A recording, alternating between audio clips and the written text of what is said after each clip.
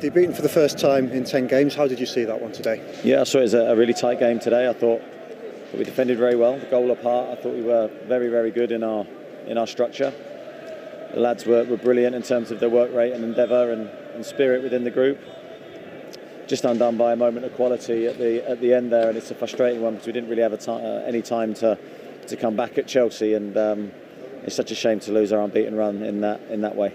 In the first half in particular, the way you pressed them up the pitch must have been really pleasing for you. Yeah, it was. It was a really good defensive display. As I say, our pressing was excellent, our attitude was excellent. I thought we tired a little bit in the second half, but I think that's understandable given that we're stretched within the squad. Even some of the guys on the bench today were carrying injuries, so it's a difficult one for us, but the lads gave everything again, so I'm very happy with what they've given. A couple of contentious decisions. Dan Burn hurt, possibly a red, and also a penalty on Jacob Murphy not given. What was your view on both of those? Well, I can understand the red card maybe not being given. I think that's a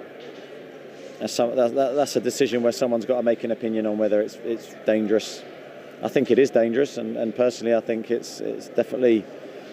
I think other referees might have given that as a red card, but I can almost accept why that's not given. But the penalty, I just cannot understand, with the help of VAR, how that's not a penalty. I've got no idea, and how the referee's not been told to go and look at the monitor and review it for himself. Because I'm sure if he reviews it, I'm sure he'd be quite prepared to go, no, I didn't see that, I think that's a penalty, because he's ripped Murph's shirt off his back.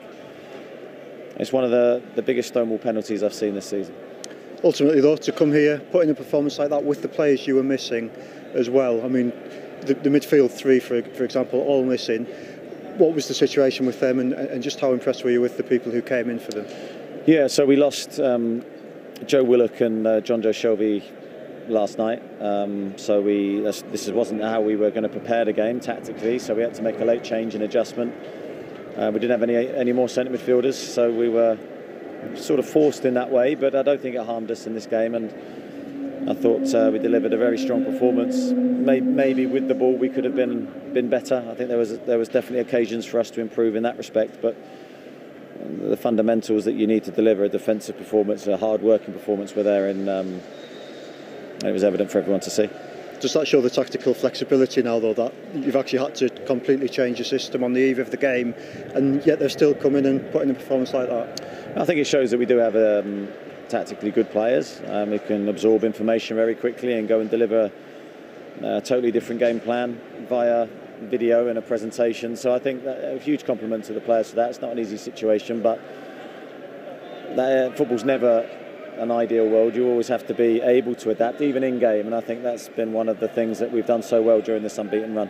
I'm sure it stings right now that unbeaten run is over, but how confident are you that the players can put together another one of those now? Well, that's a challenge. Now we have to go dust ourselves down and evaluate today, and then go on another run if we can. You know, we're in a spell of a very difficult run of games. We were aware of that coming into it. 4 away games that's difficult, and some tough places as well. So we're in the middle of that now, and Thursday's a huge game for us. We're well aware how important it is.